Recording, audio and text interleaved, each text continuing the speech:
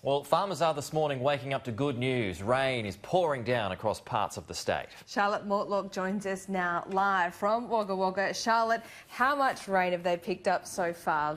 A lot, looking at that smile on your face. Yeah, it's an exciting day. Finally, we are hearing rain on the roof. Of course, the sun just coming up here in Wagga Wagga, and it is being celebrated by many around here. So far, we've got 30 millimetres in the gauge from 9 a.m. yesterday. Pair that with the day before, we're up to 40 millimetres.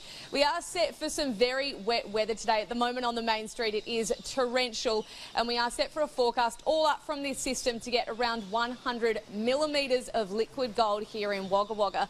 Now, that system is ex-tropical cyclone Esther. It's bringing widespread rainfall to paddocks that need it most across western New South Wales. And we know that it's not only farmers that will benefit from this rainfall, but also all the regional towns and communities. Definitely there's less people around, less people around Wagga anyway, and people sort of seem to have to leave to go and get jobs in Sydney or move a lot with their jobs in agriculture. So yeah, I think it's been pretty tough, but it's hopefully turns around shortly.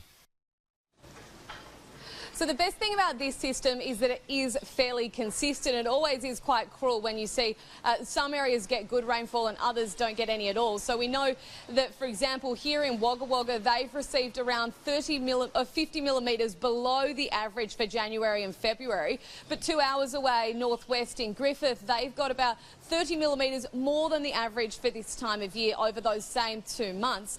Unfortunately, for some farmers across the Riverina, they were dealt a cruel blow, with some of them finally scraping together what would be an okay yield for their summer crops, given that we have been through one of the worst droughts on record.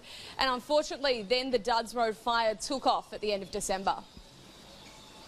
Particularly those people to the east of here, and the nasty blow about that was that they had experienced quite a good season in the Upper Murray, in the Tumut, Tumbarumba, Batlow areas. They were experiencing a good season, so they had a huge body of feed, and then to have these nasty bushfires come along and wipe them out has been a really nasty blow for them.